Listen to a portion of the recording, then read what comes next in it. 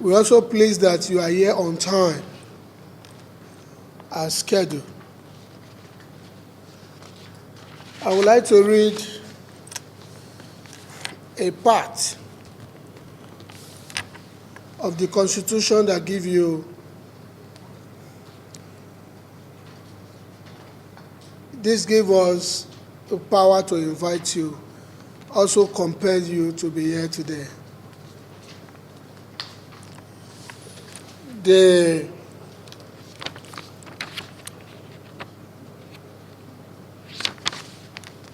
The 89 of our Constitution, Section 1,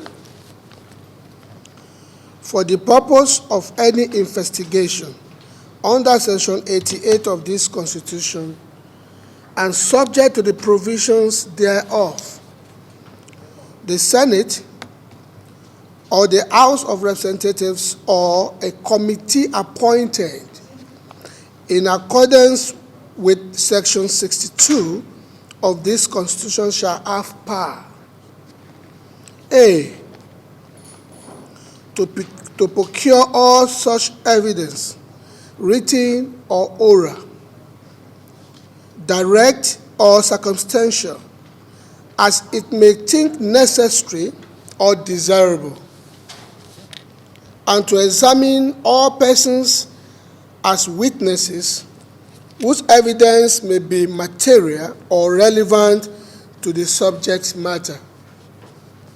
B, to require such evidence to be given on oath.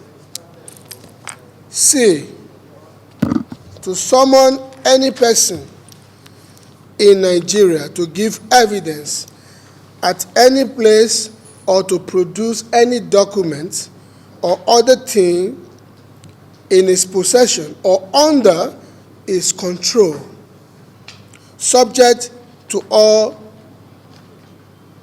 just exception, and to issue a warrant, that is D, to issue a warrant to compel the attendance of any person who, after having been summoned to attend, fails, refuses, or neglects to do so, and does not excuse such failure, refusal, or neglect to the satisfaction of the House or the committee in question, and to order him to pay all costs which may have been occasioned in compelling his attendance, or by reason of his failure, refusal, or neglect to obey the summons, and also to impose such fine as may be prescribed for any failure, refusal, and neglect. Any fine so imposed shall be recoverable in the same manner as a fine imposed by a court of law.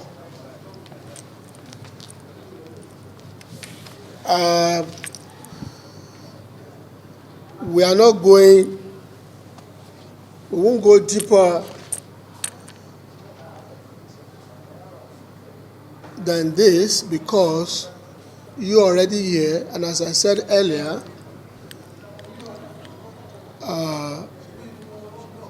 most of this won't apply to you because you obey the law. Honorable colleagues, as we all know that we're expecting the IG here today, but we received a communication before now that the DIG Sanusi will be representing him, in this committee. So that's why we have to we have to talk to him and ask him about the submission. I don't know, Mr. Clark, do you have all the submission ready? Yes, sir. From the police? From the police? Yes, sir. All right. The Honorable Chairman and members of the committee, sirs, on the first document we received on the 17th of February, we have submitted our information to that effect, which is from our procurement department. That's the one we've submitted.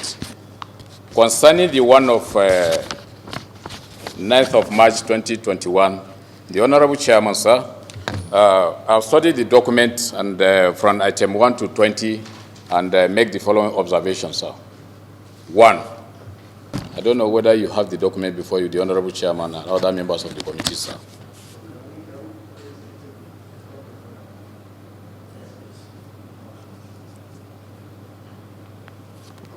The first one is requesting approved budget for the Federal Ministry of Police Affairs.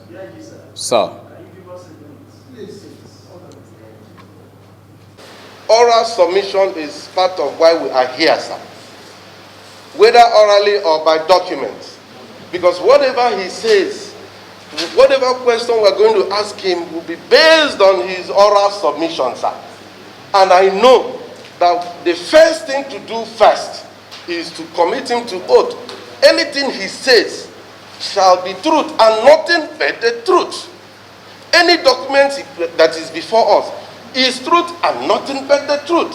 On that, we can allow him go on with oral submission and then we ask him questions. That's the proper thing to do.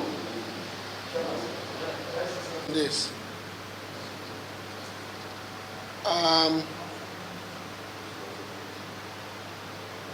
DIG, please, do you have a request from us dated 9th of March? Okay. I noticed that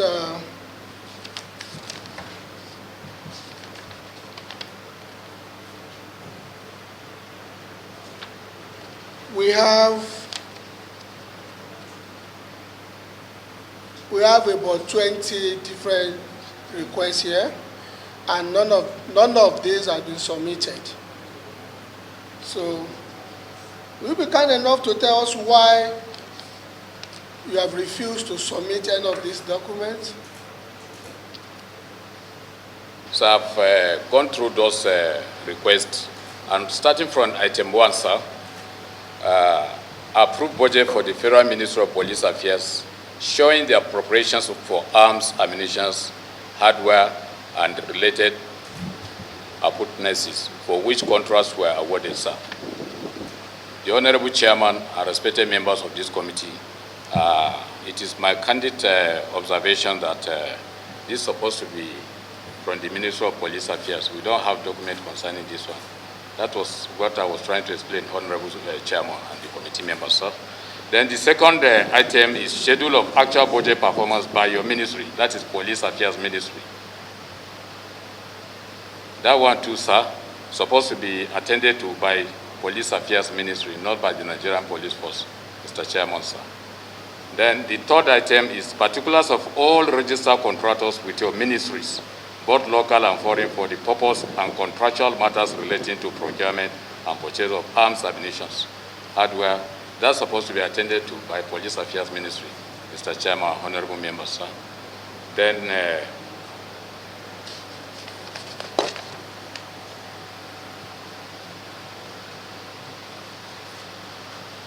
item 11 to schedule of all counterpart funds paid by your ministry, representing part of which the remaining part were paid by donors or development partners continuation.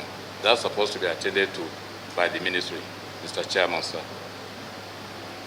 Then item 13, particulars of all foreign contractors to which funds were transferred through letters of credit or other means for the purpose of purchase and procurement of arms, ammunition, hardware, and related appurtenances for the Nigerian Police Force, sir. That's supposed to be handled by the Federal Ministry of Finance, Mr. Chairman, sir.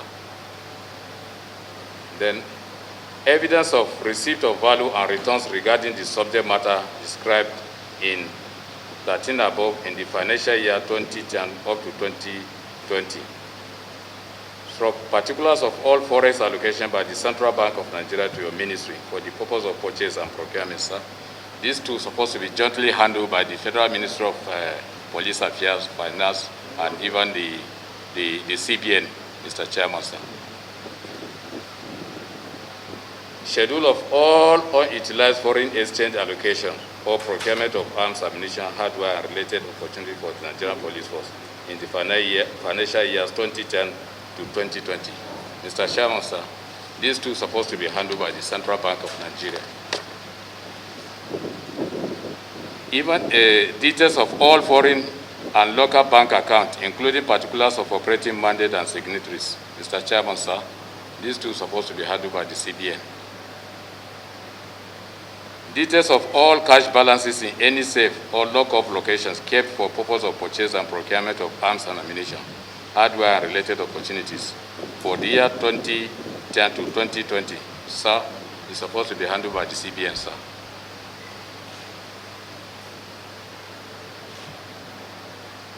Then lastly, a statement of attestation by you that all submissions are specified and listed as 1 to 20 above are true and complete. All these ones are supposed to be the last one after the submission by the Police Affairs Ministry, the CBN, the Federal Ministry of Finance, and our own department, sir. These were the observations I wanted to highlight, Mr. Chairman, Honorable House of the House. Thank you, Mr. Chairman and Honorable members, sir. All right, thank you. Honorable B, we received a letter before now that DIG Sanusi will be representing the IG, and that's why we are attending to him. You know, then for the putting him on hold, he's giving us oral presentation. If he himself will not be able to go deep into that, and we cannot ask him much questions because we don't have document before us. So because of that, we cannot put him on oath until we have the documents. You say you have the documents with you, so that whatsoever we are asking him, that will be registered and be binding by law. So, honorable colleagues, I will. Yes. Please don't we are all. You listen to honorable prayer, and that's the way to go. I think that we just received this submission this morning, and we don't have time to go through it. Not only reading with you, but we need to read before you, or before now, before the meeting, and digest and make meaningful of your submission before the meeting. So I will rule that you give us your oral submission, and we have another day to go through the documentation for the proper judgment.